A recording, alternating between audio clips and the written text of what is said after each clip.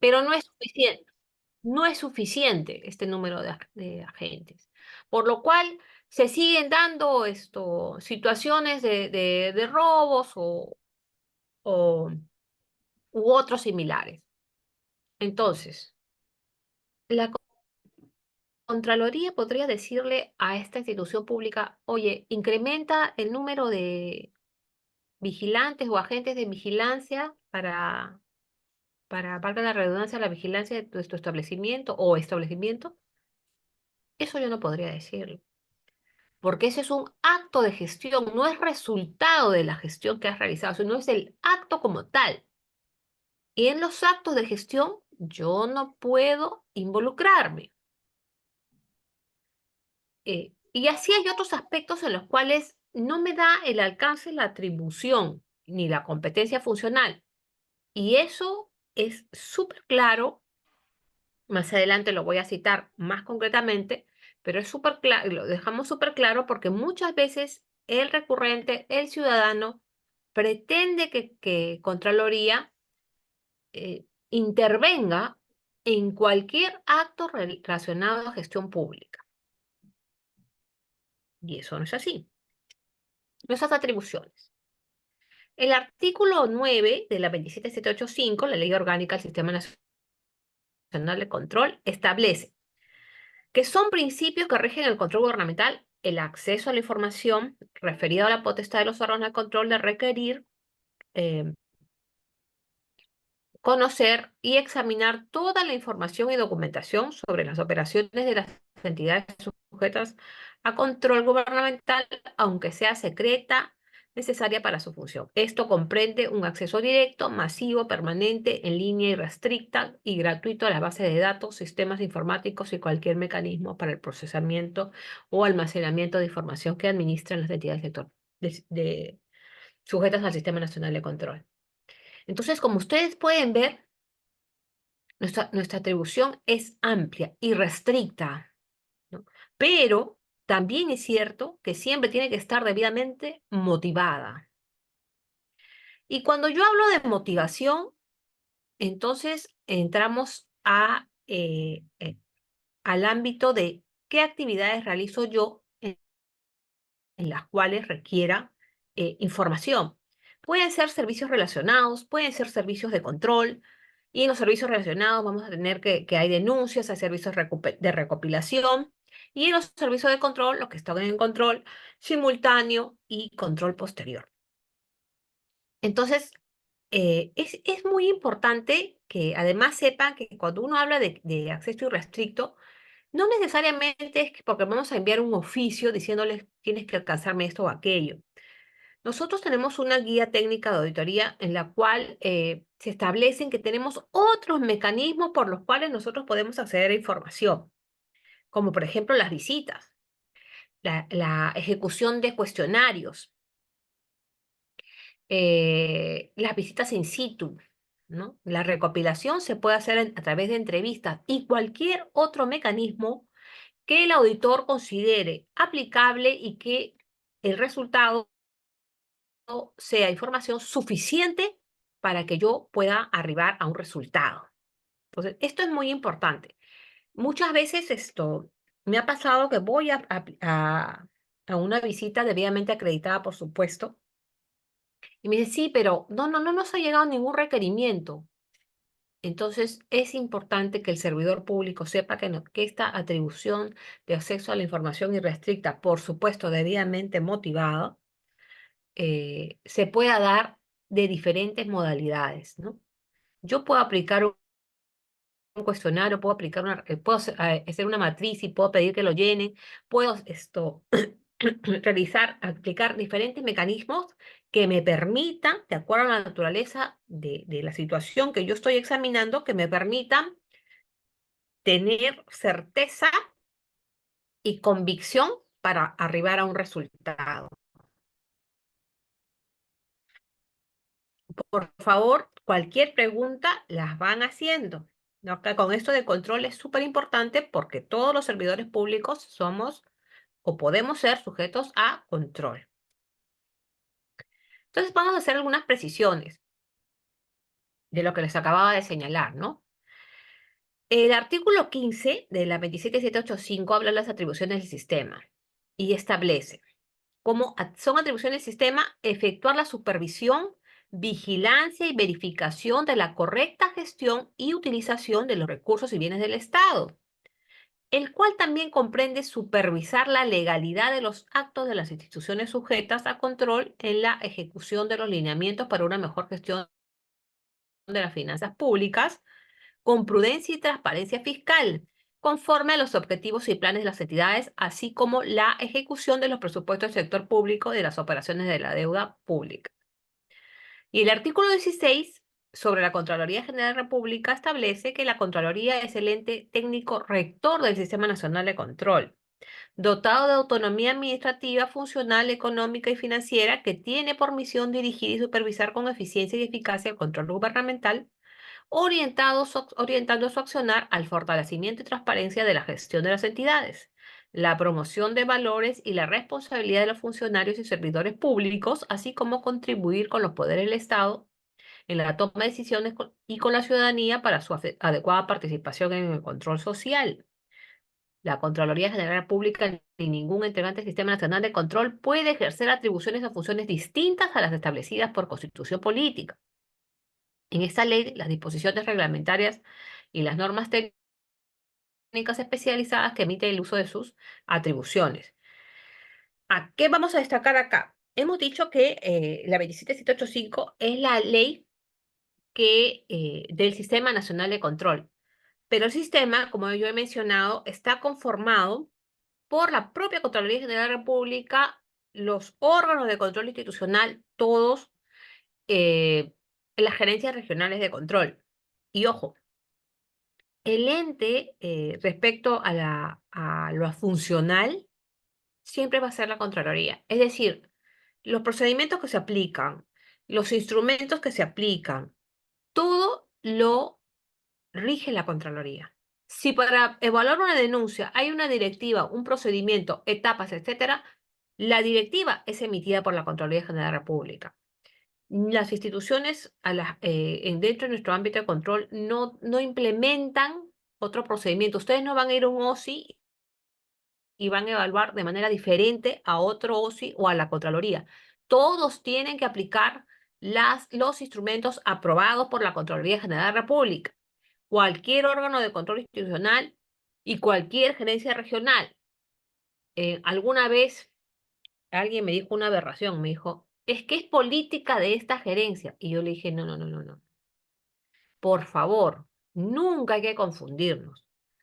Todos somos integrantes del Sistema Nacional de Control y el único ente que rige funcionalmente cuáles son las actividades, los procedimientos y el marco normativo a aplicar es la Contraloría General de la República. ¿Sí?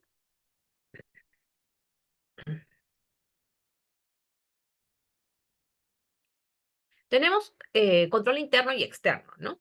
El control interno son acciones que cautelan previa, simultánea y verificación posterior que realiza la entidad sujeta a control.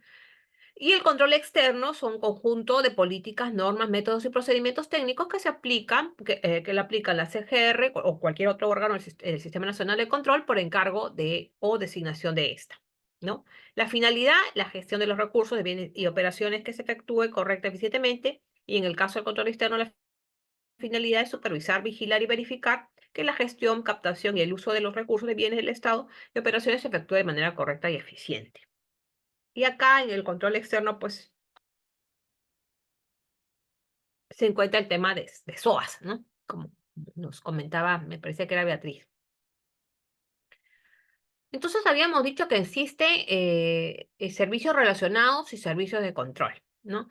Sobre los servicios relacionados, estos han sido aprobados a través de la resolución de Contraloría 295 del 2021.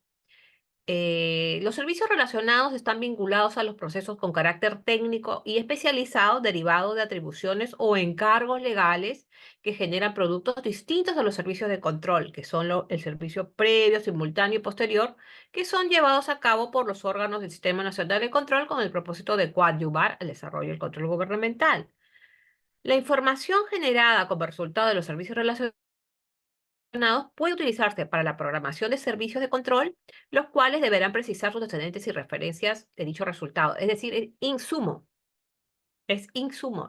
Los productos resultantes de un servicio relacionado que hemos dicho que puede ser una denuncia o, o una recopilación, en buena cuenta, devienen en insumo. ¿Qué más? 1.20. El objetivo, la finalidad y las características, así como el desarrollo de los servicios relacionados, se sujeta a la normativa específica que al efecto establece la Contraloría General de la República para su realización y de aplicación lo previsto en las normas de auditoría de control gubernamental, en lo que resulte pertinente. El uso de tecnología de la información y modalidades no presenciales para el desarrollo de los servicios de control y servicios relacionados. El 1.21, en el ejercicio de sus funciones, el personal del Sistema Nacional de Control debe hacer uso de mecanismos tecnológicos implementados por la Contraloría General de la República. Esto comprende el uso de medios electrónicos para el análisis de la información, medios de comunicación y notificación y mecanismos similares. Además, considera la aplicación de los servicios de control y servicios relacionados de técnica y tecnología de inteligencia artificial o similares. Acá están citando el tema de la tecnología porque nosotros a nivel control tenemos bastante soporte, ¿no? Se ha desarrollado soporte tecnológico para varios procedimientos, ¿no? Para los servicios relacionados, como por ejemplo para denuncias, tiene un aplicativo, ¿no? Los servicios de control están mapeados por otros aplicativos, ¿no? Y porque tanto a nivel interno y externo hacemos uso de varios mecanismos a nivel de interoperabilidad.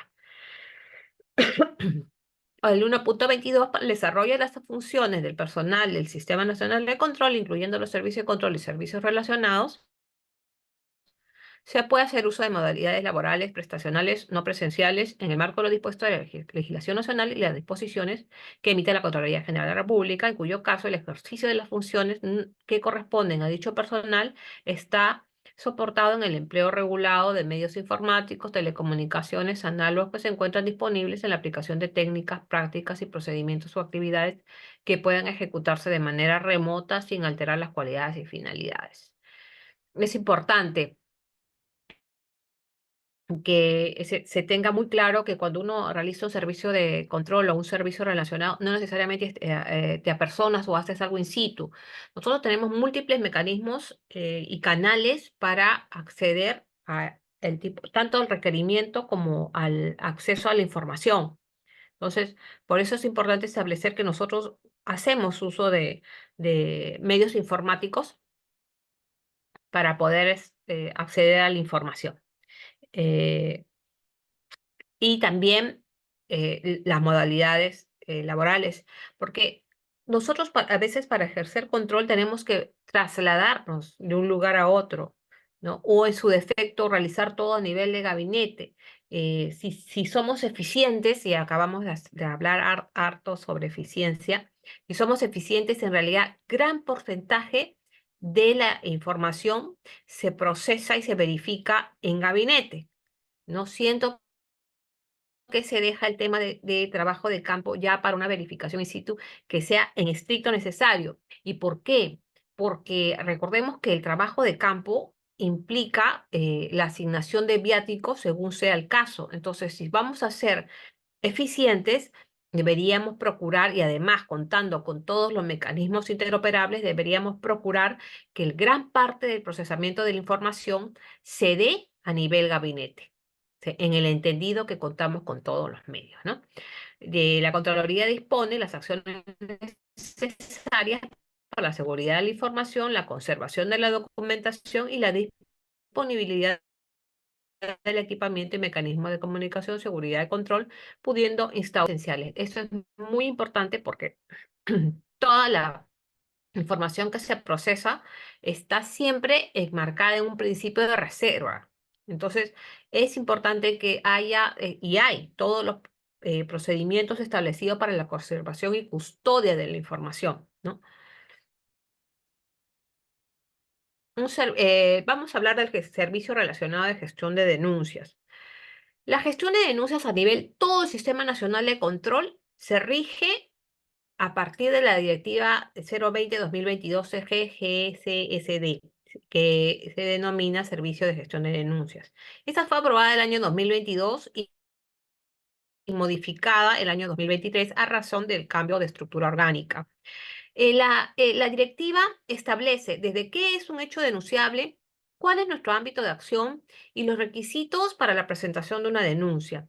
Mire, si bien lo voy a leer, yo les voy a hacer un pequeño resumen, o mejor dicho, les voy a dar unos tips para que ustedes puedan saber tanto cómo presentar una denuncia como cómo la van a admitir en el caso que les tocase evaluar una.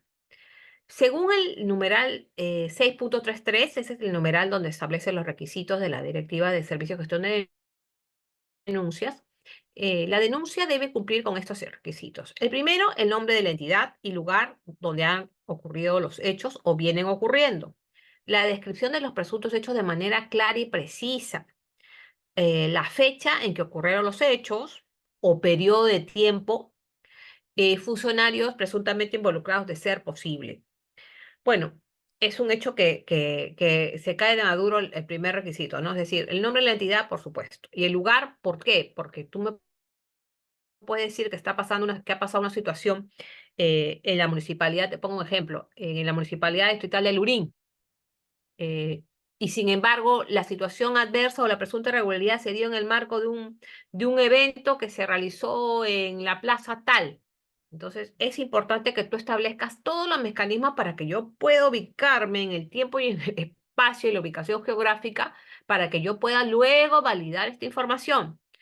La descripción del hecho de manera clara y precisa, es decir, yo tengo que decir puntualmente, a qué me estoy refiriendo, ¿no? Nos ha pasado, nos pasa frecuentemente que en una denuncia dice, han pasado presuntas irregularidades porque esto, no han entregado los insumos para la olla común, número tal, que está en el asentamiento y tal, y tampoco la moto traía los bienes y la dejaron en tal sitio. No es concreto en qué es lo que está sucediendo. La descripción del hecho. Claro, focalizado. Antes teníamos en la misma directiva esto de focalizado, es decir, una denuncia obedece, puedes tener varios hechos, pero cada uno de los hechos tiene que establecer la entidad, el lugar, el hecho, una fecha o periodo de tiempo no prolongado, porque tú me dices, esto pasa desde el 2019 hasta el 2024, ¿cuándo lo verifico? Entonces, tengo que procurar ser lo más focalizado y concreto en lo que yo estoy informando. Y los presuntos responsables probablemente no sepas el nombre, pero por lo menos si tú me dices que es esto, el tema de contrataciones, o si por ejemplo tú me dices que es el área de logística, yo ya voy a poder, por defecto, teniendo el periodo de tiempo y teniendo la descripción, el hecho, más o menos, cuál sería el presunto responsable, en el funcionario en ese periodo de tiempo. Entonces, de manera concreta, una denuncia debe decirte qué pasa, cuándo, dónde y un presunto responsable o dónde se está dando, concreto. Y la orientación que yo le tengo que dar a lo que estás informando no tiene que ser la vulneración a a un interés particular, ¿no? Es muchas veces el enfoque de cómo presentan una denuncia incide en la admisibilidad o no admisibilidad del hecho. Si tú me dices, eh, la entidad está cometiendo presuntas irregularidades porque no me ha dado mi licencia dentro de los 20 días y yo no he podido, yo no he podido concluir con mi casa y eso me genera un perjuicio. Entonces, lo que yo te voy a decir en ese contexto es que de manera concreta eso obedece a una queja, ¿no? Pero si tú me dices que la entidad viene incumpliendo con el periodo establecido para la emisión de licencias, ¿no? Y que esto es un hecho recurrente, o que en su defecto, eh, y que la directiva tal o el instrumento tal establece que el periodo es tanto y por lo tanto se vulnera el principio de predictibilidad, es un enfoque diferente porque es un enfoque de incumplimiento de marco normativo que, si bien es cierto, tiene una afectación al final al ciudadano, pero ya no me estás presentando una queja porque las quejas no las absuelve la Contraloría, ¿no? Entonces, por eso es que acá hacemos la precisión que los hechos, los presuntos hechos irregulares deben estar referidos a actos u omisiones de funcionarios y servidores públicos contrarios a la normativa, disposiciones internas, y acá entran directivas, lineamientos, guías, ¿no? Estipulaciones contractuales, porque por supuesto también puede ser queja puede ser una denuncia de un proveedor, u otras aplicables. Acá, por ejemplo, en el tema de estipulaciones contractuales, vienen muchísimas denuncias donde establecen, por ejemplo, que el contrato el expediente técnico o las especificaciones técnicas establecen que un bien tenga que tener ciertas características específicas y de manera concreta no lo tiene. Entonces ahí sí se está observando una estipulación contractual y por tanto sí deviene una irregularidad sin ningún problema, ¿no? Tú podrías ser el proveedor el que está presentando, sí, y ciertamente también te están vulnerando tus intereses, sí, pero cuando tú lo presentas con un enfoque de inobservancia a marco normativo, y que la consecuencia sea una afectación a la propia entidad, cambia cómo estás pues, exponiendo la situación y por lo tanto automáticamente nosotros sí revisamos hasta dónde somos competentes.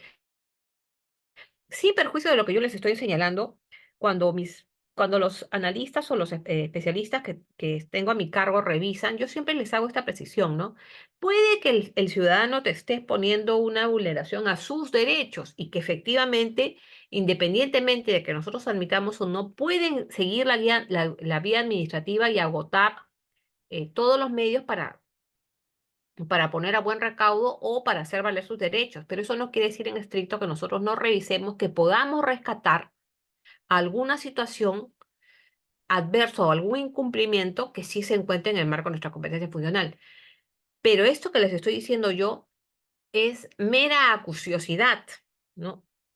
Devienen en muchas quejas porque al no haberse expuesto bien los hechos, dan pie a que no se dé este enfoque que yo les estoy señalando. Lo hago yo porque yo sé que muchas veces el ciudadano que no está eh, bien alineado a lo que yo les estoy manifestando ahorita, esto puedan exponerlo de cualquier manera, ¿no? Y que es paso obligado y es esto, nuestra responsabilidad que nosotros seamos acuciosos en la revisión, pero sí incide cómo tú expones una situación respecto al resultado, ¿no? Entonces, los requisitos establecidos en la presente disposición son de obligatorio cumplimiento para la admisión de denuncias por parte de los órganos y unidades.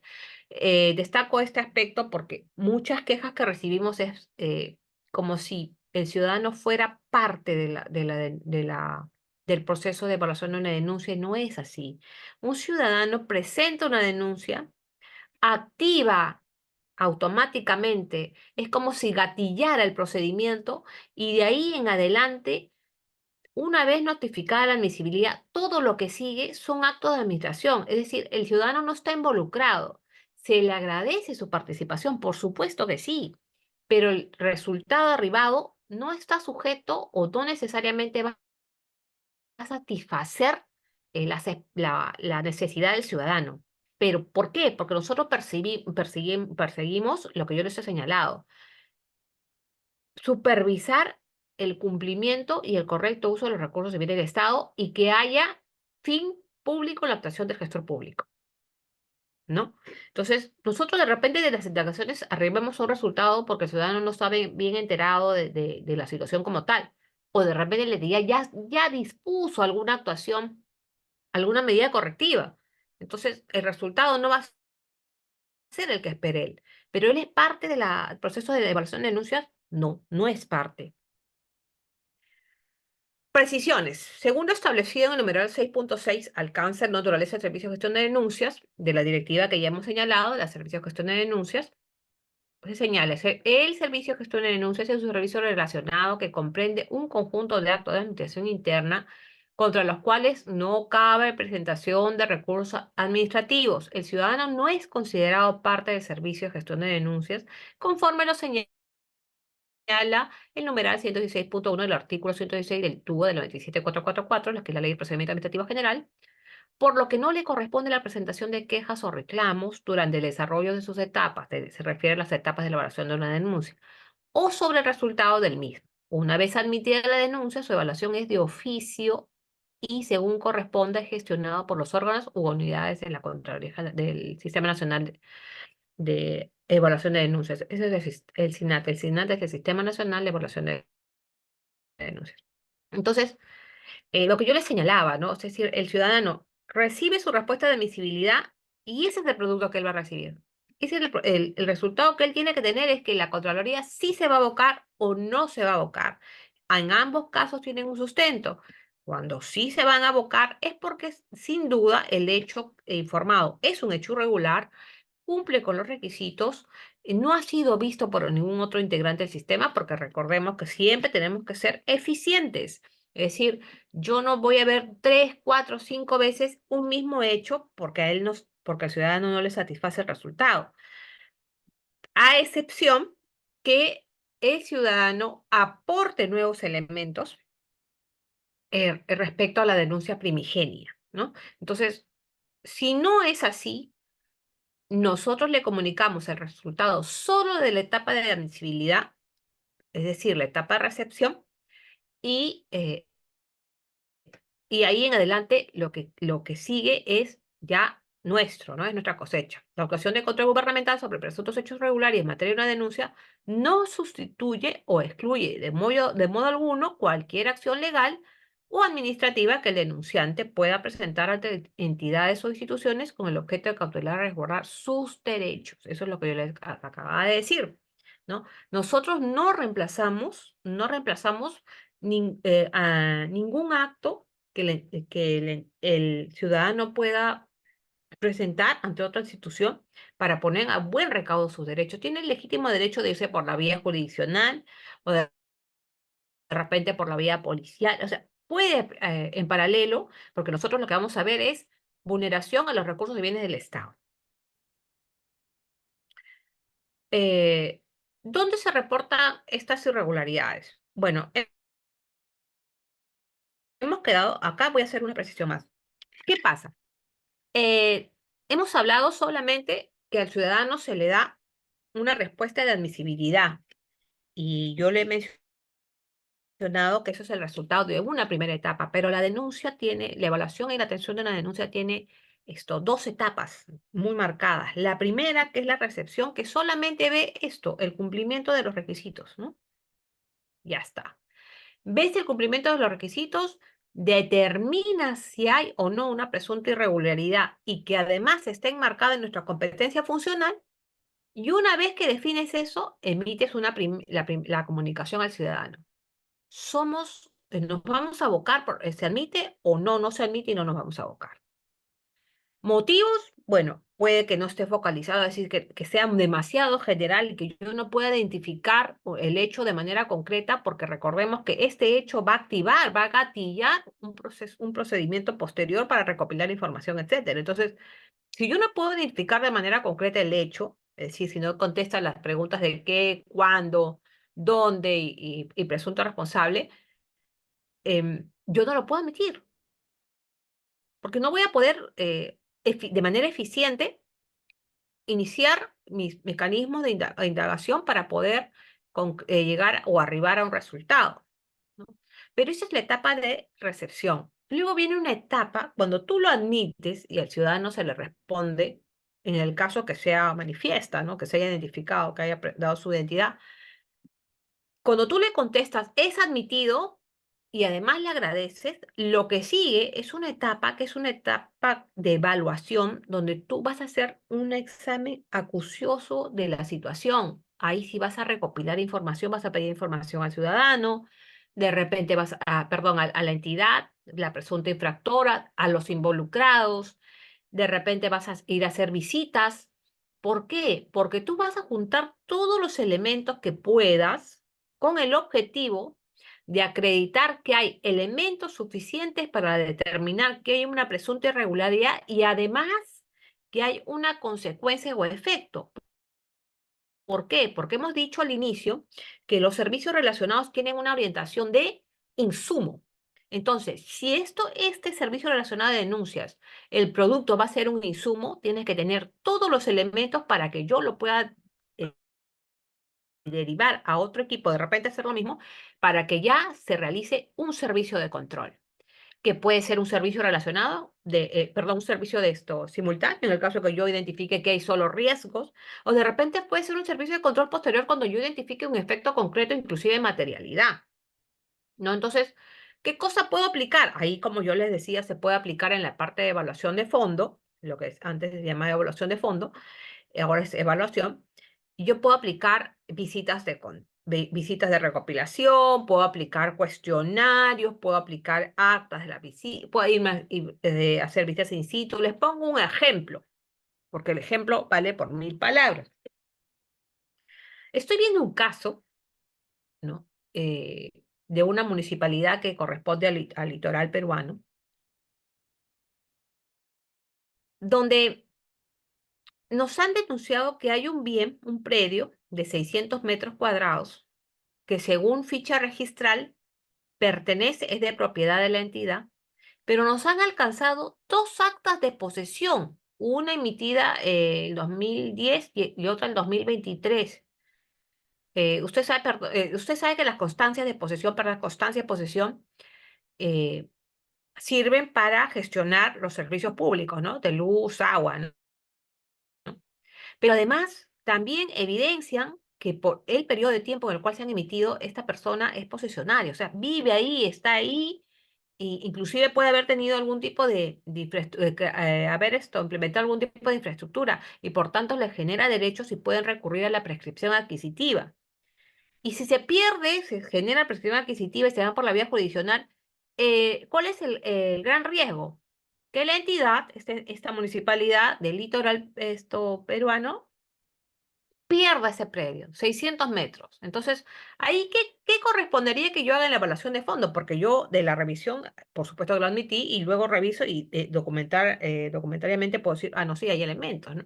Pues tengo que irme y efectivamente esto, fui con mi equipo, fuimos los ingenieros, es una casa que no tiene nada que envidiar a una casa de un millonario griego, 600 metros, dos piscinas enormes, una infraestructura increíble, casa de playa, por supuesto, das 20 pasos está el mar, ¿no? Entonces, inclusive, fíjense, tributaba ya. Miren la tremenda irregularidad, ¿no? Y ya contaba pues con medidor de luz, ¿no? Todo esto, por supuesto, yo junté toda esa información con el material de la visita y efectivamente me dieron las constancias. Inclusive si hay infraestructura tendría que haber participado fiscalización en algún momento dando licencia para la construcción, ¿no? Todos esos elementos he tenido que identificar para verificar y acreditar que en efecto esta irregularidad ya se puede identificar en este caso, consecuencias, porque sigue siendo un riesgo hasta que no se concrete que se vayan por la vía jurisdiccional y hay una sentencia firme de que le dan razón al posesionario de que esto es viable la prescripción adquisitiva, ¿no? Que se dan en otros casos, ¿no? Pero ya hay todos los elementos, entonces yo he recomendado, como hemos señalado, que todo el insumo de este servicio relacionado se conoce control que ya está en curso. Entonces se dan cuenta de la importancia de la segunda etapa, la etapa de evaluación. Es una etapa que tú vas a agotar todos los medios, vas a aplicar la guía de auditoría que te permite realizar todas las acciones que tú consideres pertinentes y que te den todos los elementos suficientes para que tú determines no solo que hay la presunta irregularidad, porque cuando uno va a determinar un servicio de control, la viabilidad del servicio de control, no solamente determinas la irregularidad, sino la situación adversa, la irregularidad, que es el criterio vulnerado, que es la norma que han transgredido, y en el caso de un servicio de control simultáneo, la consecuencia, y en el caso de un servicio de control posterior, el efecto, ¿no? Entonces, acá hemos visto que hay de todo, pues, ¿no? Que hay de todo, así que ya va. ha ido perfectamente el servicio. Ahora, pero hay algunos aspectos que frecuentemente también se reciben en el marco de una denuncia. Yo decía que es importante, ¿se acuerdan que estaba mencionándoles que la importancia de que la entidad se comunique, interactúe con el ciudadano y que los oriente, ¿no? Entonces, es frecuente que recibamos a nivel denuncia en Contraloría algunas inobservancias de este tipo de normas, como la norma de nepotismo, que es la 26771, que establece la prohibición de ejercer facultad de nombramiento y contratación de personal en el sector público en caso de parentesco. Dispone su artículo 2 que los órganos de control interno eh, de las entidades a que se refiere el artículo 1 quedarán encargados de velar por el estricto cumplimiento de la presente ley bajo responsabilidad del titular del pliego o quien haga sus veces según corresponda, sin perjuicio de las acciones de control que ejerza la Contraloría General de la República. Asimismo, el artículo 4 del reglamento de la referida ley, aprobado mediante el Decreto Supremo 021, precisa, corresponde a los órganos de auditoría interna de cada entidad, conforme lo señala el artículo 2 de la ley. Uno, verificar el contenido del documento presentado por aquellos que se incorporan, y dos, verificar que se haya efectuado el proceso de selección y evaluación eh, de manera transparente, de acuerdo al cargo o posición que ocupará en la entidad el funcionario o contratado, ¿no? De conformidad con el Decreto Supremo 017 de la PCM. Entonces, a lo que voy es esto. Esta denuncia debe ir a la Contraloría. Muchas veces es bastante común que los ciudadanos no entiendan que si la norma general, o sea, si hay una norma con rango de ley que establece que es el órgano de control interno, llámese al momento de la aprobación de la norma que le hayan puesto órgano de auditoría interna, porque antes se llamaban así, o u órgano de control interno u órgano de control institucional, se debe llevar directamente, únicamente a esos órganos, al órgano de control institucional. La Contraloría no lo va a ver, o sea, porque yo recibo esto y yo lo que voy a hacer automáticamente es enviarlo al órgano de control institucional, porque no, ninguna directiva está por encima de una norma general, eso es la pirámide de Kelsen. Las normas con rango de ley son prioritarias. Ley de ley es constitución, de ahí vienen las demás leyes. Y de ahí hacia abajo viene el marco normativo, pero siempre aquellas normas con rango de ley no se puede inobservar sustentando una directiva, un instrumento de gestión o un instrumento interno. Entonces, si la norma dice que tiene que ir al órgano de control institucional, pues se va al órgano de control institucional. Si tú lo presentas a la Contraloría, yo igual lo voy a mandar al órgano de control institucional. Además, el libro de reclamaciones, habíamos hablado hace un momentito, pero ahorita lo vamos a desarrollar un poquito más. El Decreto Supremo 007/2020 de la PCM, que establece las disposiciones para la gestión de reclamos en las entidades de la administración pública, establece en su artículo 1 que la presente norma establece el alcance de las condiciones, los roles y responsabilidades y las etapas del proceso de la gestión de reclamos ante las entidades de la administración pública, estandarizando el registro, atención y respuesta, notificación y seguimiento de los reclamos impuestos por las personas.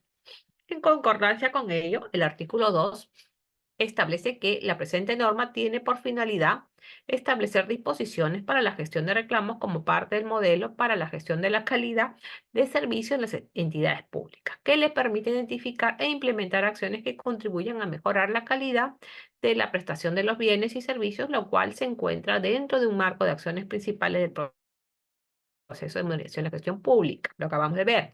Y lo más importante, en atención a ello, el artículo 20 de la referida norma define el rol de la Contraloría General de la República, estableciendo: la Contraloría General de la República, a través del órgano de control institucional de cada entidad de la administración pública, es la competente para verificar que las entidades cumplan con garantizar la disponibilidad y acceso al libro de reclamaciones, sea su versión digital o física, en el plazo máximo de la atención y respuesta a los reclamos, así como la gratuidad de todo el proceso de gestión. Entonces, los reclamos por omisión de implementación del libro de reclamaciones se va al OSI, al órgano de control institucional. Ojo, respecto a la implementación del libro de reclamaciones, ya sea a través del mecanismo físico y virtual, y al plazo de la respuesta, más no del contenido, ¿no? Es decir, si tú no estás de acuerdo con la respuesta,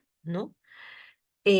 Tú vas a irte por la vía administrativa, vas a presentar ante la entidad tu descontento o tu disconformidad con la respuesta, porque de repente tú sepas que no están señalando de repente un sustento veraz en la respuesta. Pero respecto al plazo, ahí y al respecto al acceso a libre reclamaciones, en ese contexto interviene el órgano de control institucional. Como ven nuevamente, norma con rango de ley, ni modo, ¿no? Es lo que se tiene que hacer. No puede decir, no, el OSI no está interviniendo como yo quiero, entonces me voy a la Contraloría. No, no se puede. Es decir, o tú me lo vas a pasar y yo te lo voy a recibir, pero yo lo voy a pasar al órgano de control institucional, porque la norma con rango de ley así lo establece, ¿no? Respecto al acceso a la información pública, lo propio, ¿no? En el numeral 6.3 del artículo 6 del Decreto Supremo 164/2020 de la PCM, que aprueba el procedimiento administrativo estandarizado para el acceso a la información pública creada u obtenida por la entidad que se encuentre en su posesión o bajo su control, establece: corresponde a la Contraloría General de la República, a través de los órganos de control institucional, ahora acá dice órganos de control interno, porque es un poquito antigua la norma, conforme a sus competencias, verificar de oficio que los funcionarios y servidores cumplan con las obligaciones previstas en el presente decreto supremo, siendo así que los socios se encuentran facultados de norma expresa para velar por el cumplimiento de los dispuestos del precitado decreto supremo. Ojo, ¿qué te dice? Que van a verificar que los funcionarios y servidores cumplan con sus obligaciones previstas, es decir, que te atiendan, pero no respecto al contenido, es decir, acá esto siempre se presta a confusiones. Inclusive el personal mismo de controles a veces te llega una denuncia, lo pasan al OSI, pero la expectativa del ciudadano es que nosotros hagamos que le contesten como ellos quieren o que les den lo que ellos quieren, y eso no puede ser así. Para eso está el Tribunal de Transparencia y Acceso a la Información, que pertenece a la Autoridad Nacional de Transparencia y Acceso a la Información. Ellos sí definen y evalúan si el contenido de la respuesta es el adecuado y si verdaderamente observa la viabilidad de proporcionarte información, ¿no? Porque hay algunas normas para decirte cuándo te van a dar y cuándo no te pueden dar. Por ejemplo, es información relacionada a un proceso de evaluación en curso, no te la pueden proporcionar porque por principio de reserva o porque se proporciona al término de la evaluación. Pero esos aspectos no lo ve la Contraloría ni los integrantes del Sistema Nacional de Control, que es en este caso el OSI, ¿no? Los OSI vemos que se conteste dentro del plazo, ¿no es cierto? La omisión sí se puede denunciar al órgano de control institucional, pero más no respecto al contenido, porque para eso tenemos nosotros la instancia que es la Autoridad Nacional de Transparencia y más aún el Tribunal de Transparencia y Acceso a la Información Pública. Respecto a los reclamos, eh, el decreto, el numeral 4.1 del artículo 4 del Decreto Supremo 007/2020 establece que las disposiciones para la atención de los reclamos en la administración pública. Los reclamos es un mecanismo de participación ciudadana a través del cual las personas expresan su insatisfacción y disconformidad. Entonces ya hemos visto que se trata de una manifestación que se puede gestionar a través del libro de reclamaciones y que solamente la implementación y no la respuesta corresponde a ser verificada por el órgano de control institucional, y las quejas. Muchos ciudadanos presentan a Contraloría General de la República quejas o disconformidad respecto a un servicio recibido, ¿no? Entonces, hay que identificar muy bien, por eso he hecho bastante precisión en qué es un hecho denunciable y qué no es un hecho denunciable, ¿no? Una queja, según el artículo 169 del Decreto Supremo 004/2019, que aprueba la 27444, que es la Ley de Procedimiento Administrativo General, establece, respecto a la queja por defecto de tramitación, que en cualquier momento los administrados pueden formular queja contra los defectos de tramitación y en especial los que supongan paralización, eh, infracción de los plazos establecidos legalmente, incumplimiento de los deberes funcionales u omisión de trámites que deben ser subsanados ante resolución definitiva del asunto de la instancia respectiva. La queja se presenta ante el superior jerárquico de la autoridad que tramita el procedimiento, es decir, la vía administrativa, ¿no? Citándose el deber infringido y la norma que lo exige. Por su parte, el numeral 3.4 del artículo 3 del Decreto Supremo 011-2021 PCM, que aprueba el reglamento de reclamación del Código de Protección y Defensa del Consumidor, como la manifestación de un consumidor realiza el proveedor a través de la hoja de reclamación. Ya, bueno, ya otra vez nuevamente pasamos al tema de la reclamación. Pero las quejas respecto a defecto de trámite, eso no lo ve la Contraloría. Como yo he manifestado al inicio, nosotros no podemos intervenir en actos de gestión. Les pongo un ejemplo. Yo he recibido más de una vez quejas respecto a la actuación del personal de fiscalización. Es decir, el personal de fiscalización ha impuesto multas a todos los que han estado estacionados en esta vía y ni siquiera tienen criterio, el personal no está preparado.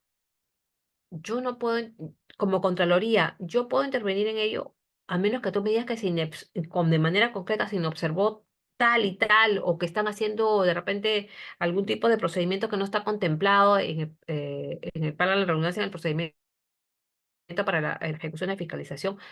Y aún así, ¿no? Porque las quejas se agota la vía administrativa, es decir, se presenta inmediatamente a la propia entidad hasta que te den un resultado final, ¿no? Siempre cualquier acción, cualquier actividad está sujeta a supervisión por mecanismos de la propia entidad. Y por lo tanto, una queja debe ser absuelta por la misma entidad. Eh, Ahora bien, cuando regresamos al tema de las denuncias, también la denuncia contempla un aspecto muy importante, que es la protección al denunciante. Y esta norma realmente no va de la mano con las circunstancias actuales de los servidores públicos, porque básicamente la protección al denunciante, las pocas veces que la aluden o que desean acogerse son los propios servidores públicos que quieren activar esta protección. Vamos a leer lo que dice la norma y luego les voy a poner el ejemplo para que lo puedan entender. En relación al procedimiento de otorgamiento y gestión de las medidas de protección y beneficios al denunciante, en el numeral 2.6 del artículo 8 de la ley 29542, concordante con el artículo 10 de su reglamento, señala las medidas de protección y beneficios que pueden otorgar al denunciante una vez calificada la denuncia, es decir, una vez calificada, es decir, la admití o no la admití. Ya. Una vez calificada la denuncia por la instancia correspondiente, siendo dichas medidas de protección y beneficios las siguientes. A. La reserva de su identidad. Para ello se asigna un código de identificación a la persona denunciante y se implementan las demás medidas necesarias que establezcan el reglamento. B. Independientemente del régimen laboral al que pertenece, no puede ser cesado, despedido o removido de su cargo a consecuencia de la denuncia calificada y admitida. En caso que el denunciante se encuentre contratado bajo la modalidad de locación de servicio o contratación administrativa de servicios CAS, el contrato o su renovación de haberse producido no se suspende por causa de la denuncia. La Contraloría General de la República adopta las medidas necesarias de apoyo al denunciante para recurrir a las instancias laborales correspondientes. C. Cuando las represalias contra el denunciante, independientemente del régimen laboral al que pertenece se materializan en actos de hostilización comprendidos en el Decreto Legislativo 728 y otras normas conexas, el denunciante pone en conocimiento de la Contraloría General de la República, la que procede a su remisión al Ministerio de Trabajo y Promoción de Empleo para que realice la inspección laboral correspondiente. Si dicho ministerio constata el acto de hostilización, la conducta del funcionario que lo realizó es considerada como falta grave, siendo esta una causal de despido justificado conforme a la ley de la materia. De los casos en que el denunciante sea copartícipe de los hechos denunciados, la reducción gradual de la sanción administrativa aplica, ¿no? De acuerdo al grado de participación en los hechos constituidos de los hechos arbitrarios o ilegales. Yo les Pregunto, de la lectura, ¿ya? Sabiendo que el mayor porcentaje de colaboradores del sector público son CAS. Hace poco tiempo han pasado muchos a ser indeterminados, pero cuando eran de plazo determinado, de manera concreta, o a un locador, de manera concreta, ¿te genera alguna protección? La ley de protección al denunciante. Los No, escucho. A ver, Gloria, te escucho. ¿Quién usó la palabra?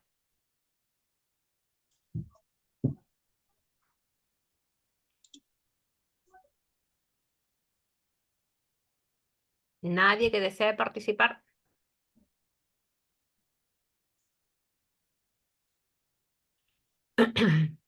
Acá deben haber CAS, ¿no?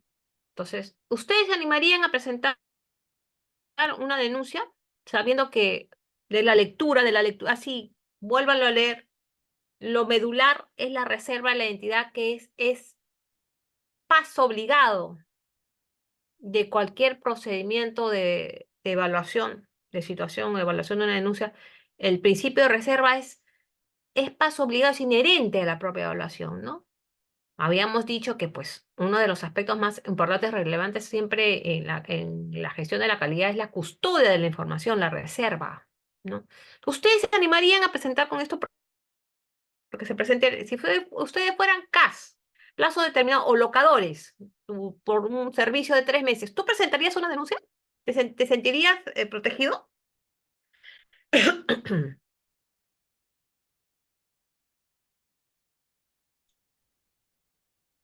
Yo les digo, en mi caso, bueno, yo soy 728 y bueno, tengo otros mecanismos y como he hecho muchos años y por mi propia reflexión, ¿no? Pero yo, si fuera CAS o si fuera locador, no me siento protegido. En absoluto. Mire, un CAS determinado. Les pongo un ejemplo. Tuve un ejemplo, precisamente el Ministerio de Trabajo, ¿eh? Un CAS plazo determinado. Denuncia un tema muy especializado. Compra de una plataforma. Entonces, una plataforma que solamente en cierta unidad orgánica podrían haber tenido información respecto a ella porque por el tipo de compra tan técnica, tan específica, pues solamente había un personal reducido que sabía, entre ellos él. Y que ya había, cuando tú ya vienes a presentar una denuncia, es que ya previamente has tenido pues inconvenientes, reclamos, cruce de por lo menos de opiniones con tu método superior, ¿no? Eso es, digamos que así, porque tú debes haber cuestionado en algún momento antes de haberte animado a presentar a Contraloría, bueno, suponiendo que no, pero el hecho que lo presenta, viene un especialista y lo presenta, y se admite la denuncia, y se admite porque había mérito, cumplía con los requisitos y realmente se podía identificar que había una irregularidad en la compra, era un sistema de abastecimiento, es una adquisición. Pero este caso estaba próximo, faltaba creo que un mes para que venza su contrato. Y por supuesto no le renovaron, ¿no? Entonces, ¿se pudo hacer algo? ¿Se podía hacer algo? Ya la Contraloría le puede decir, oye, no, no, no, esto no, renuévale. Hemos dicho que nosotros no participamos en actos de gestión, ¿no? Y evidenciar que efectivamente la no renovación era por un acto de hostigamiento, porque la necesidad persistía y todo eso, eso ya no es materia de la denuncia. Y no le corresponde a la Contraloría verificar eso, sino al propio Ministerio de Trabajo, de dónde era la denuncia. Entonces yo les pregunto, ¿ustedes creen que esta norma, de manera concreta, brinda alguna protección?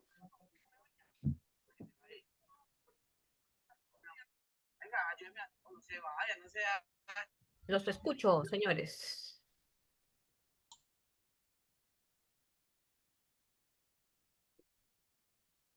Yo creo que es una norma que tiene que actualizarse recogiendo la realidad, ¿no? Específicamente bueno, ahora hay muchos casi indeterminados, ya no es como antes, pero al momento de la aprobación de la norma, la mayoría de los casos eran plazos determinados, ¿no? Y ni qué decir de los locadores, pues, ¿no? Los locadores no te contratan y ya. Y no hay forma de que tú le digas contrata a un locador. No tiene ningún vínculo laboral, ¿no? Entonces, yo creo que hay mucho que trabajar en esta norma todavía para que realmente sea una norma garantista y permita que el servidor público, que es quien tiene más cerca toda la información de primera mano y que podría dar una denuncia sustanciosa y con muchos elementos, pueda animarse a presentarla. Sin embargo, tengo que mencionar también que las denuncias, como yo les dije, pueden ser manifiestas y pueden ser anónimas. Por lo tanto, ahí tenemos un mecanismo que funcionaría mucho más que inclusive la propia ley de protección al denunciante y colaboración eficaz en el ámbito penal. Sin embargo, cuando tú presentas una denuncia anónima, tú no recibes respuesta, pues, ¿no? Porque las denuncias se dan sí y solo si te identificas. Pero la lógica de la denuncia es que tú colabores para que la Contraloría gatille su procedimiento que es que se lleva a través de actos de administración interna, sería irrelevante que quieras recibir denuncia o no, porque tú por principio de confianza dirías, ya la presenté y esto va a seguir su curso, ¿no? Pero a mí me ha pasado que me han llamado algunos ciudadanos, me dicen, doctora, pero no me han contestado. Pero ¿cómo te voy a contestar? Pues si es anónimo. Es más, ni siquiera debería contestarte por teléfono porque no hay forma que yo identifique y estoy vulnerando el principio de reserva si te doy alguna información, pues hijo, ¿no? Entonces, pero son aspectos que como ustedes ven todavía hay que seguir trabajando en esto, ¿no? Bueno, ahora vamos a ir al control previo. Ya terminamos con todo lo que es denuncias, como yo le dije, es un poquito largo, pero era importante para que ustedes tengan un conocimiento pleno de cómo funciona. La Contraloría también ejerce control previo. Y el objetivo es identificar de manera preliminar los riesgos de desempeño, corrupción o conflicto de intereses que generen perjuicio al Estado peruano antes de desarrollar una acción o un proceso. En este caso, es la Contraloría la encargada de brindar la autorización en dos casos específicos, ¿no? En la firma de adendas por parte del Estado por montos superiores al 15% al precio inicial de un proyecto de una obra, ¿no? De ser sustentado y comunicado por la entidad a la Contraloría General de la República para recibir recomendaciones pertinentes. Recomendaciones, nada más. Esto no exime del control posterior. De igual forma, con las adendas de los contratos de supervisión de obras, sin embargo, aclara que estas recomendaciones no son vinculantes, es decir, no son de obligatorio cumplimiento. Asimismo, en los casos que el Estado se tiene que endeudar, ¿no? Endeudamiento externo. El Ministerio de Economía y Finanzas debe enviar el expediente de endeudamiento público a la Contraloría General de la República para su conocimiento y la Contraloría opina, opinión no vinculante, ¿no? Igual que de las APP, ¿no? Entonces, es eso lo que tenemos en control previo, son opiniones y recomendaciones, pero de carácter no vinculante. No es que la Contraloría me dijo y yo por eso lo hice así y ahora me salió que resulta que estoy inmerso en actos de corrupción. Eso no es así, son meras opiniones de orden técnico y recomendaciones, ¿no? Ese es el control previo. El control simultáneo, como yo les había comentado, se realiza durante la ejecución de un proceso de gestión pública, como durante la prestación de un servicio o la ejecución de una obra. En esta etapa se realizan verificaciones de la ejecución de una acción en curso. Por ejemplo, los operativos, ¿no? El operativo al inicio del año escolar, la Contraloría puede verificar cómo se desarrolla la distribución del material educativo, la distribución de tabletas, esto es en la época de COVID, ¿no?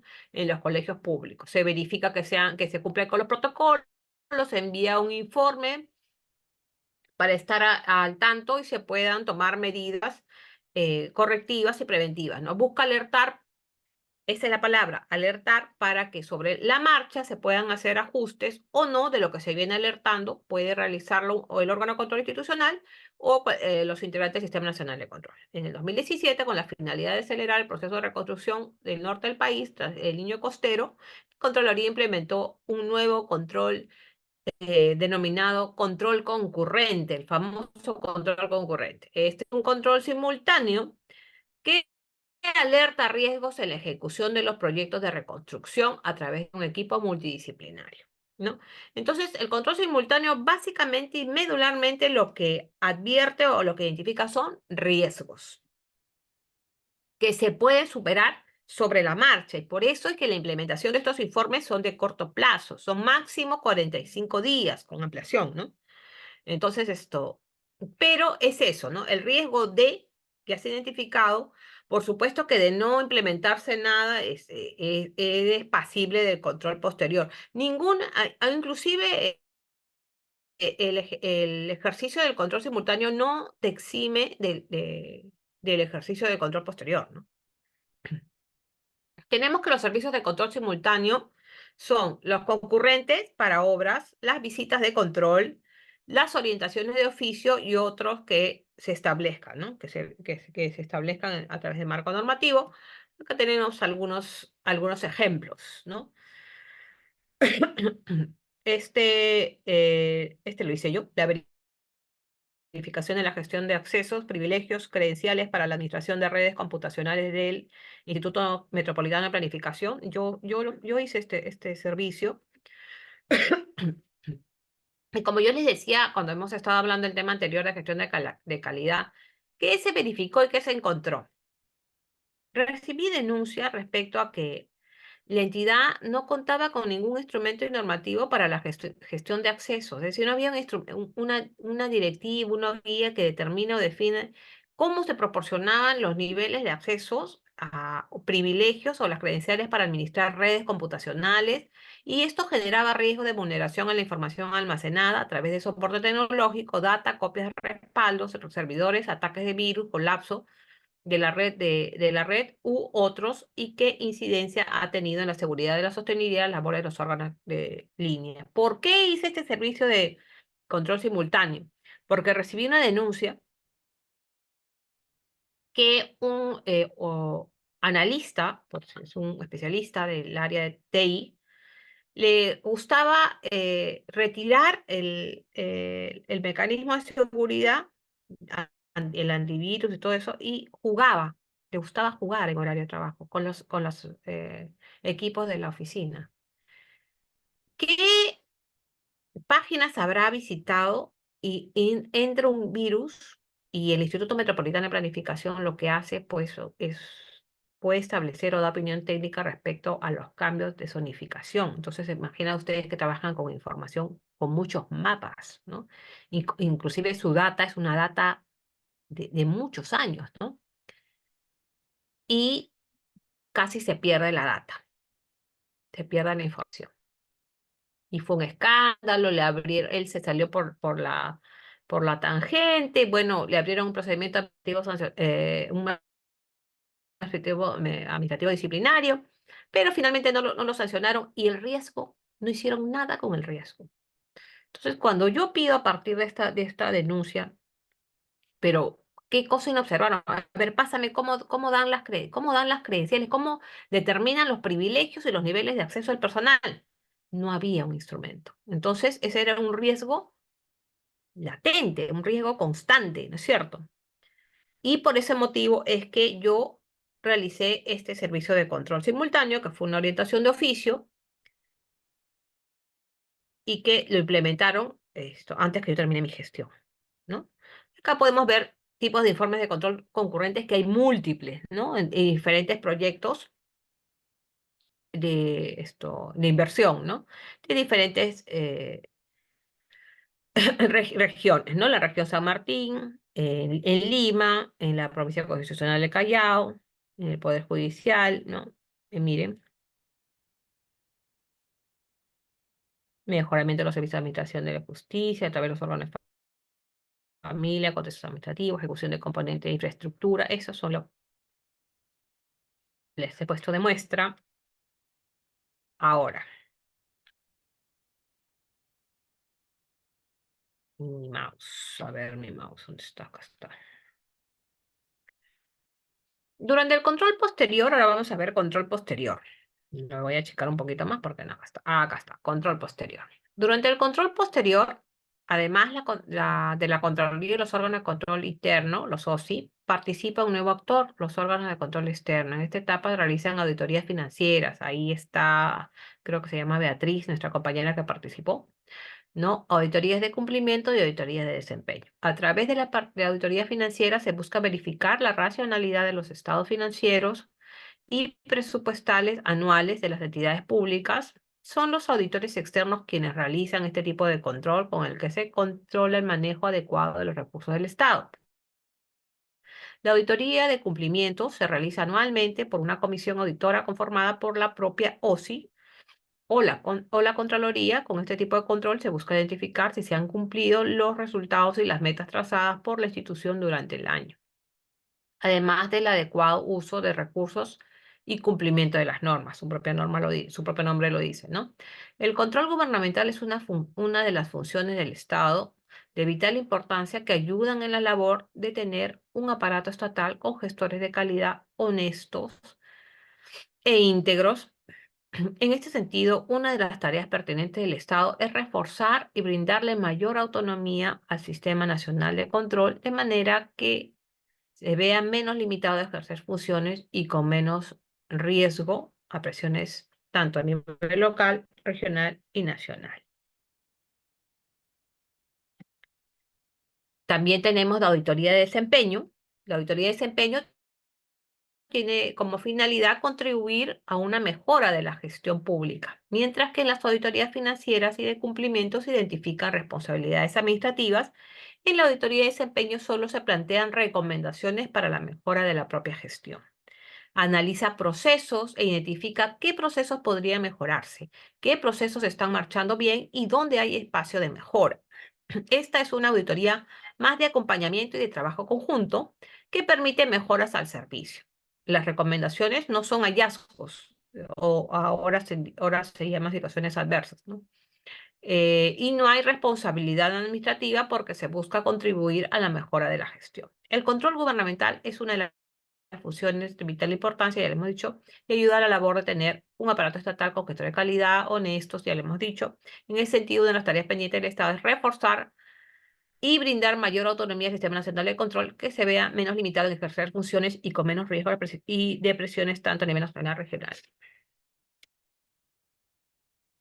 Responsabilidad según el tipo de servicio. El servicio previo y simultáneo compete exclusivamente a las autoridades y funcionarios y servidores públicos como responsabilidad propia de las funciones que les son inherentes, ¿no? Cuando yo te paso un informe de orientación de oficio, por ejemplo, como el que les he mostrado de ejemplo, pues es la propia entidad que dispone sus medidas correctivas y te da cuenta de ellas. Y en el control posterior compete a los responsables superiores del servidor o funcionario ejecutor en función al cumplimiento de las disposiciones establecidas.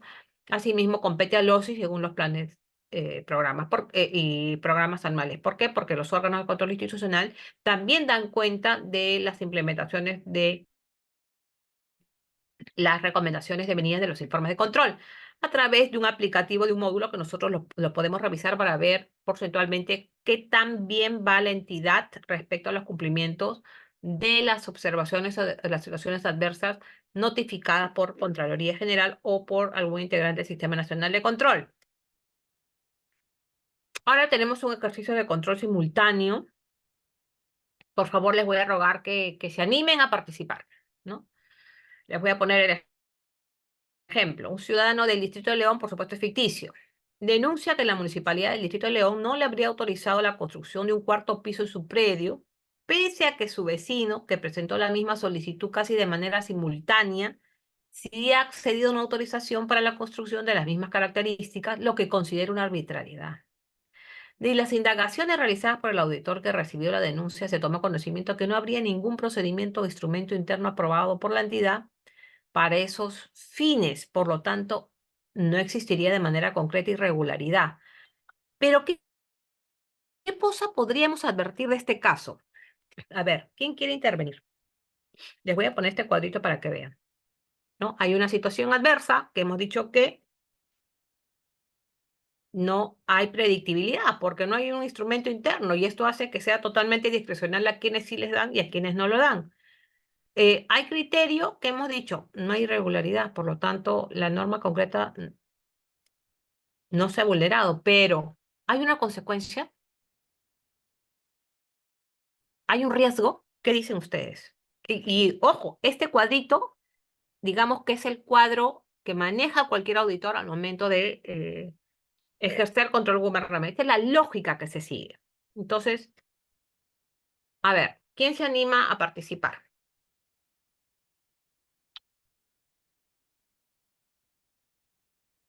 Por favor, con confianza, porque acá estamos para aprender.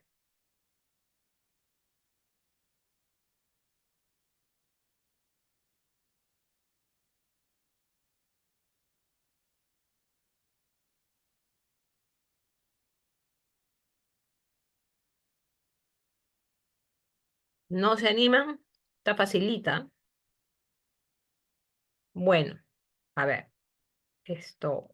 Acá había puesto yo algunos aspectos que de otro contexto. La situación adversa, de manera concreta, lo que vemos, no, de manera concreta, no es la presunta irregularidad en la emisión.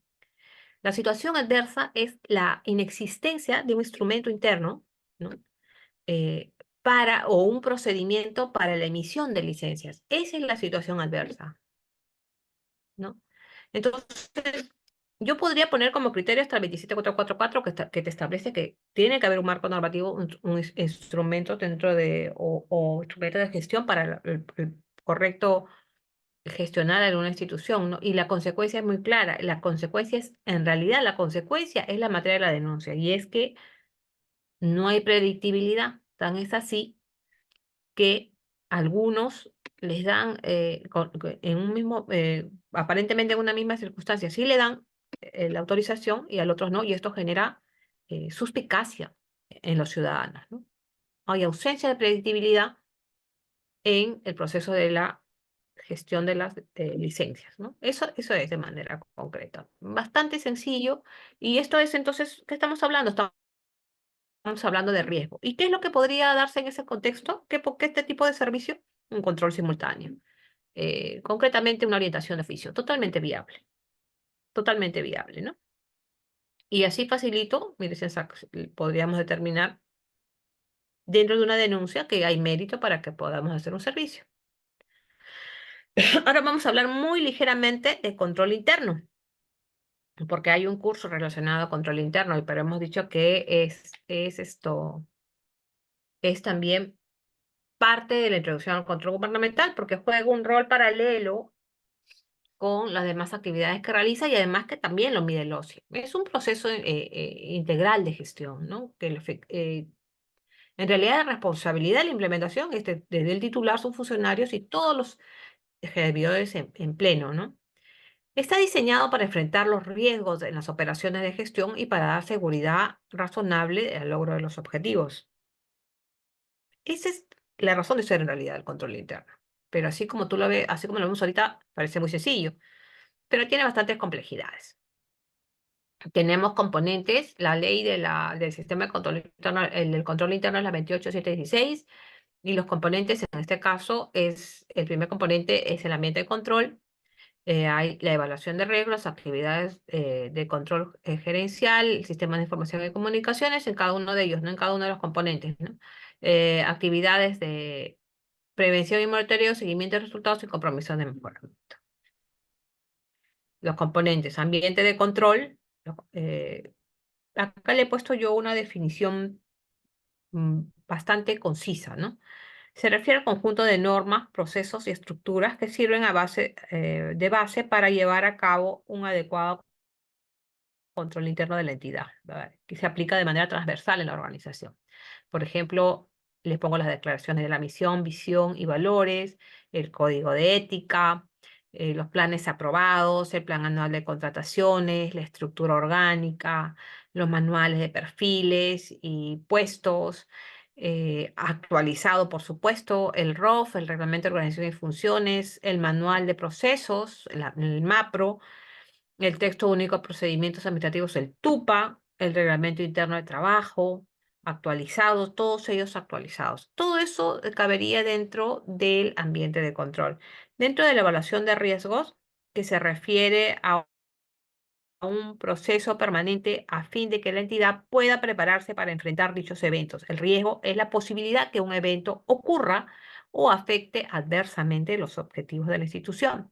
Y como ejemplo, he consignado los lineamientos, las políticas directivas para implementar la administración de riesgos aprobada por la alta dirección, establecer procedimientos para la administración de los riesgos, inventario de riesgos a nivel nacional, tu matriz de situaciones adversas, ¿no? Tu matriz de riesgos, probabilidad de impacto, definir el plan de administración de riesgos y reportes de monitoreo y otros relacionados.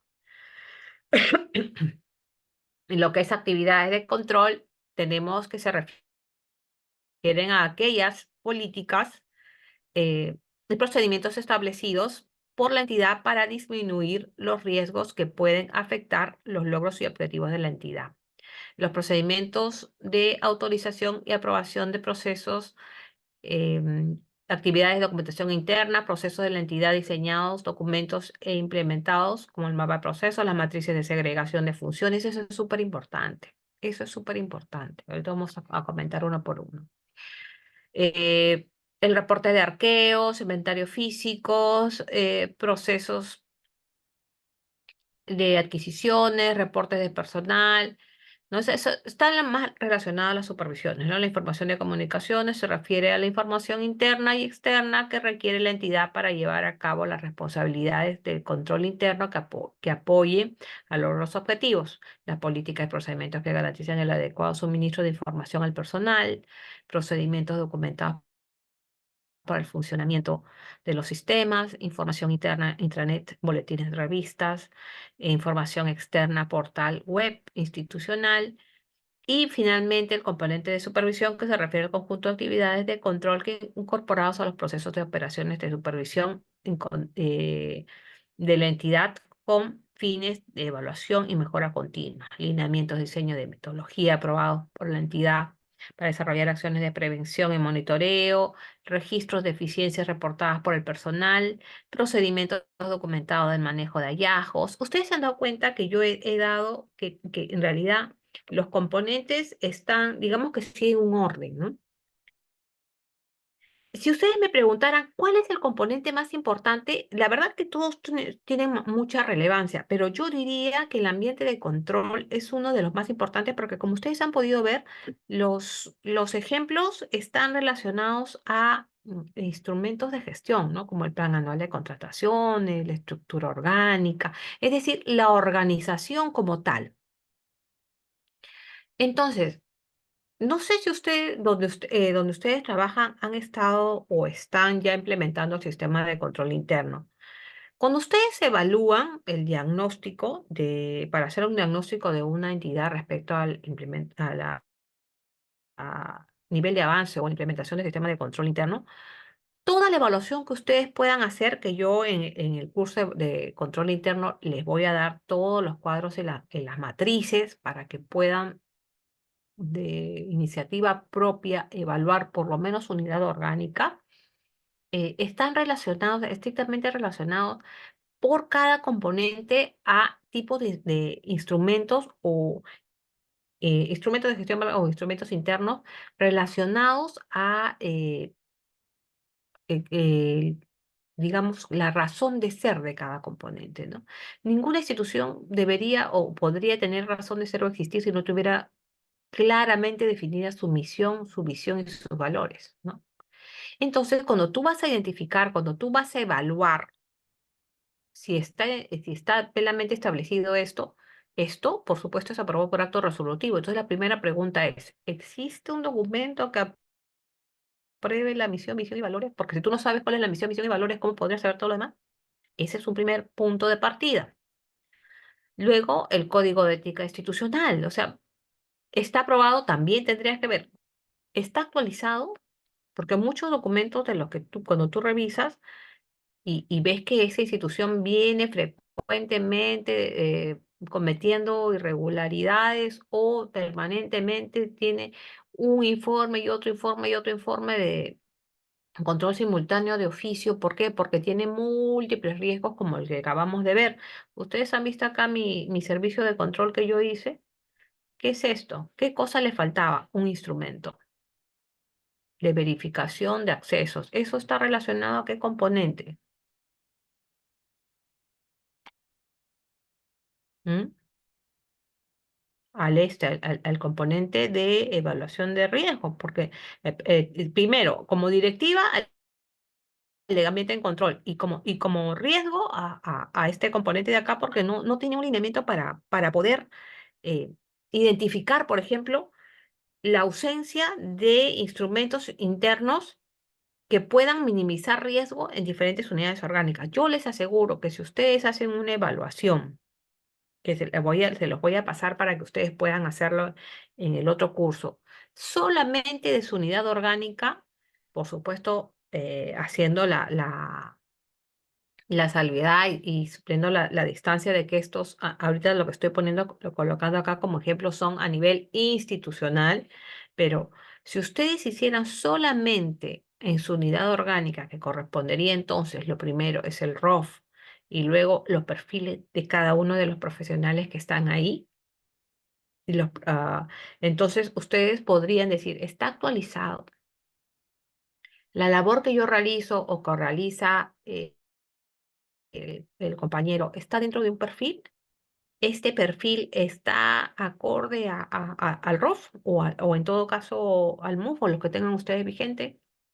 Está en el manual de puestos,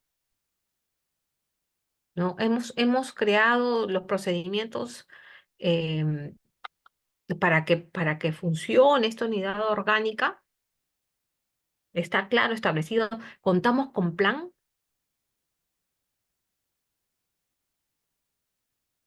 para que ustedes se den cuenta que aunque parezca mentira, hasta una unidad orgánica debe revisar cada uno de estos componentes. Y una vez que tengas bien establecidos, pasas a lo que es evaluación de riesgos, ¿no? La institución, dentro de los lineamientos de la política, si yo realizo un trabajo especializado, dentro de los lineamientos han contemplado algún alcance para el tipo de actividades que realiza esta unidad orgánica donde estoy yo. Hay un procedimiento de administración de riesgos para mi unidad orgánica. Si yo ya tengo establecido, por ejemplo, el proceso, ya saben cuáles hemos medido los riesgos y más aún, ya identificado los riesgos, tenemos nuestras medidas de mitigación, hemos definido nuestras fortalezas y debilidades. ¿Y cuál sería mi estrategia en el caso de los riesgos identificados? Y reporto, lo tengo reportado. ¿No? ¿A dónde reporto? ¿Qué unidad orgánica es la que supervisa todo esto y a quién reporto? Es sumamente importante porque en realidad el control interno maneja de manera transversal y va muy de la mano con lo que es modernización del Estado, porque manejamos muchos indicadores, ¿no? Eh, las autorizaciones, ya sean las papeletas de salida, las autorizaciones para el uso de caja chica o cualquier, lo tenemos ya en procedimiento y tenemos establecido qué integrante de la unidad orgánica es el responsable de aprobar y luego quién va a supervisar el cumplimiento. Respecto a la segregación de funciones, es sumamente importante. Muchas veces una persona hace un rol y se contrapone con respecto al rol de otro colaborador, ¿no? ¿Tienen definido eso? ¿Quién va a hacer qué?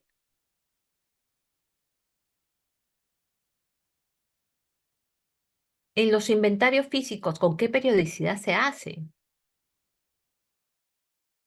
Tenemos claro el número de puestos que hay en mi unidad orgánica, lo tenemos mapeado con su correspondiente perfil. Y en comunicaciones, ¿ustedes saben cuál es el documento a nivel de de tu institución? ¿Sabes cuál es el documento con el cual se ha aprobado que las comunicaciones se hagan a través de correo electrónico? ¿Tus correos electrónicos tienen un formato? ¿Los documentos que emiten tienen un formato estándar establecido? ¿La numeración es esto, también tiene un formato? ¿La correlatividad es igual a todos siguen el mismo orden? ¿Cómo, qué tanto fluye? ¿Conocen ustedes, cómo han conocido o cómo conocen ustedes los instrumentos de gestión, como es el reglamento interno, eh, el, por ejemplo, el ROF? ¿Cómo ustedes acceden a esa información? ¿Se las han enviado recurrentemente? ¿Está publicado en la intranet? ¿Cómo es? ¿Cómo es el componente de informaciones? ¿Fluye? ¿Ustedes tienen conocimiento de las nuevas directivas, las actualizaciones de las directivas? ¿A través de qué mecanismo? ¿Dónde está? Que ustedes puedan tomar conocimiento. Si yo les preguntase hoy esto, por ejemplo, el tema de los formatos de los instrumentos. Y les pregunto esto porque a mí me ha pasado revisar eh, una denuncia de resoluciones de autorización de tránsito de mototaxis en el distrito de Villa El Salvador. Entonces, revisando a profundidad, eh, yo, contrarrestando a lo que me remitió la propia entidad, aparentemente no se encontraba en el registro las resoluciones que habían sido materia de la denuncia. Y cuando observo bien, un tipo de denuncia difería, en el sentido del formato, difería de la otra denuncia.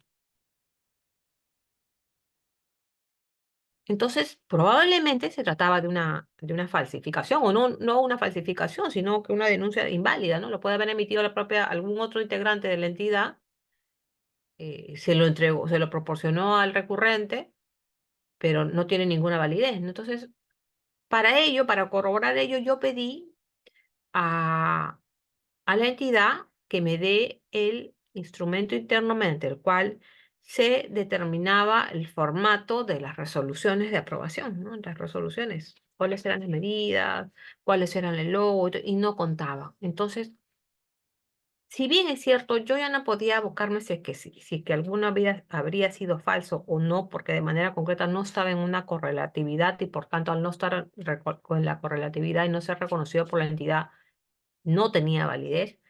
Pero este riesgo se dio a partir de ¿qué?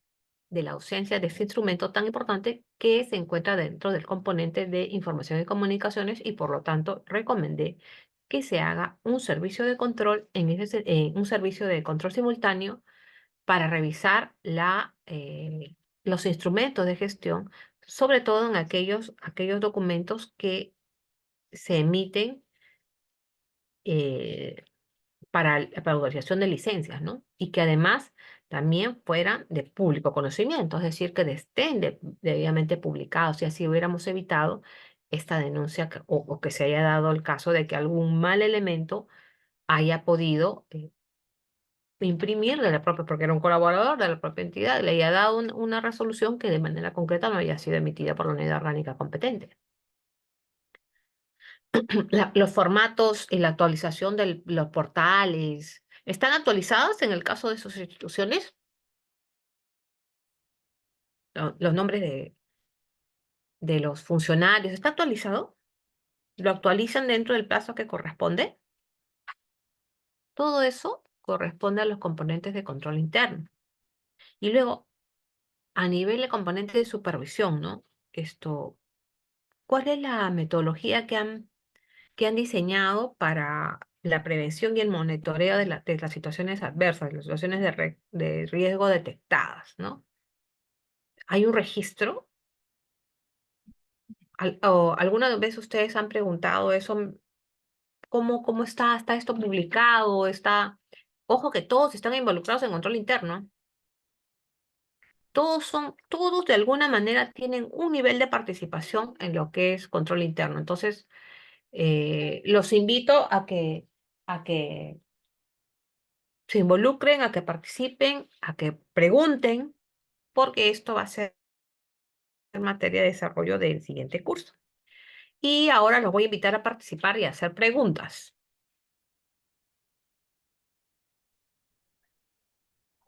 Estimados, el audio está activado para que puedan hacer uso de él.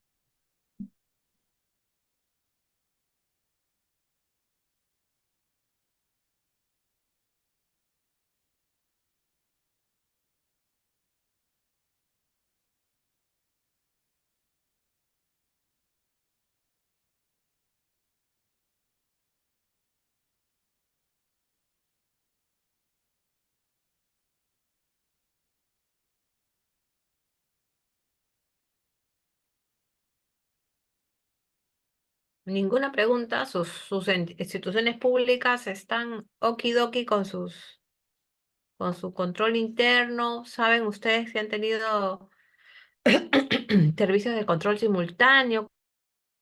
¿Cuáles son las situaciones álgidas? ¿Cómo han estado implementando sus recomendaciones?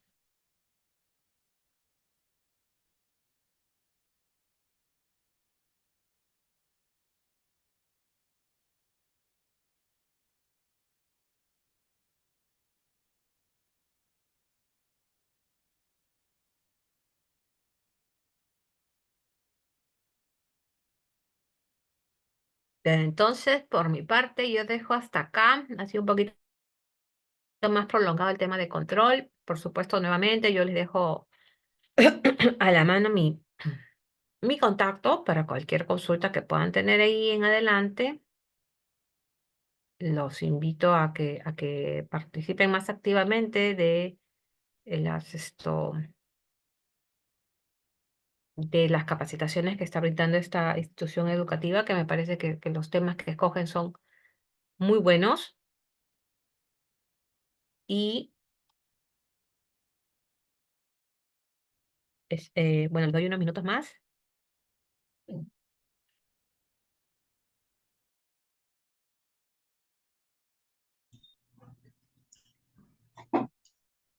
Doctora Gabriela, muchas gracias por su participación eh, en esta sesión, que es la sesión con la que se concluye este curso de gestión pública. Bueno, si no hay ninguna participación o algún comentario adicional, Soy sí, Luis Tito Brasti y también agradezco la participación, doctora. Gracias. Gracias, Tito. Muchas gracias, Luis. Gracias. Buenas noches, doctora. Yo recién me he incorporado. Anoche me enviaron recién el brochure y bueno, yo pensé que comenzaba hoy día control interno, ¿no? Porque de acuerdo a ¿cómo se llama el cuadro? Decía que hoy día iniciaba. Recién va a iniciar entonces la otra semana, El otro sábado, sí. el otro sábado, Lo coordinan ¿cierto? con Diego. Lo coordinan Ya, con con el Diego. señor Por Diego. favor, los que se van a animar a control interno, ahí Mm. sí o sí van a tener que participar, porque voy a dejarles trabajito. Voy a dejarles muy interno. Créanme que si desarrollan bien ese trabajo, ustedes van a poder identificar plenamente dónde estén, desde dónde estén, cuáles son las situaciones de riesgo, y ya con capacitaciones que han venido teniendo van a poder proceder de la manera más adecuada, ¿no? En el marco de sus competencias. Muchas gracias. Gracias. Bueno, por mi Gracias, doctora. parte, muchas gracias a ti. Por mi parte es todo. Me despido de ustedes y hasta el próximo curso. Doctora, una consulta. ¿Control interno vendría a ser parte de control gubernamental o es parte de gestión? No, no, no. En realidad no es que sea parte del control gubernamental. Está en el marco de las atribuciones del control gubernamental, la supervisión de la implementación, pero el control interno es aparte. Sin embargo, la Porque, supervisión, fíjate tú, que si nosotros nos vamos a la OECD, ujú, en buena cuenta, el control interno, que más conocido como el autocontrol, solamente debería estar a cargo de la propia entidad y inclusive supervisado por la propia entidad. ujú. cuando nosotros accedamos en algún momento a pertenecer, va a tener que seguir esa lógica. Todo lo que es riesgo ya debería manejarlo la propia entidad. Claro.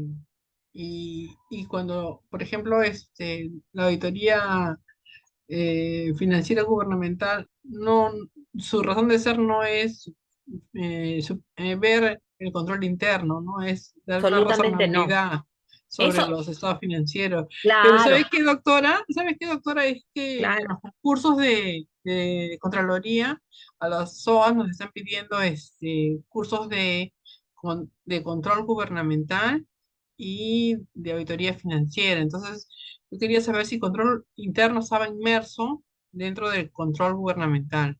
No, lo que pasa es que la norma de control interno establece que la supervisión está a cargo de la Contraloría General de la República. Hasta el Mm, momento es así. ya, pero para las SOAS Lo sería que beneficioso. yo presumo que a ustedes les piden porque en el marco de un servicio de auditoría financiera, Ujú. probablemente adviertan ciertas situaciones o haya algún alcance, algún acápite o algún formato que Sí hay un ustedes formato, sí, tengan que pues, llenar donde se establezcan si han advertido algún tipo de situación. ¿Cómo lo advertirían si no lo manejan, no? sí, hay un formato, el formato 11 de control interno y No te auditoría. preocupes, que no te preocupes, que ya con esta, si es que vas a participar, yo voy a empaparme con los compañeros que ven, que supervisan el trabajo de la SOA y les voy a decir cómo están viendo esto, cómo lo están supervisando. Pero ya te digo, de manera concreta, si tú te vas al marco normativo, control interno es paralelo, solo que Doctora, lo supervisa la doctora, Contraloría General. y estaba hablando con el señor Diego, parece que en los concursos, en el último concurso de méritos que ha habido de la Contraloría con las OAS, ¿no? Este, eh, Han descalificado a varias sociedades porque han presentado como certificado gestión pública y no quiere gestión pública, quieren control gubernamental. Entonces, con el señor Diego estábamos pensando que de repente este curso podría salir con otro nombre asociado a control gubernamental, ¿no? Yo recomendé que si hagamos uno solo de control para aprender que tenga conocimiento, pero pues, lo conversan con Diego porque de repente pueden hacer la acotación, ¿no? Ya, doctora. Ya, gracias. Y muchas gracias por su ponencia, por su disertación muy acertada, doctora. Muchas gracias. Muchas gracias a ti. Muchas gracias, doctora. Gracias, doctora. Gracias, ahí tienen mi contacto cualquier cosa, que les vaya bien. Gracias Gracias. nuevamente, doctora Gabriela Picho. Gracias también a todos los participantes. Nos estaremos comunicando vía WhatsApp en los próximos minutos con cada uno de ustedes. Gracias, los esperamos el próximo sábado de igual manera en el horario de 3 a 7 p.m. Tengan todos ustedes muy buenas noches.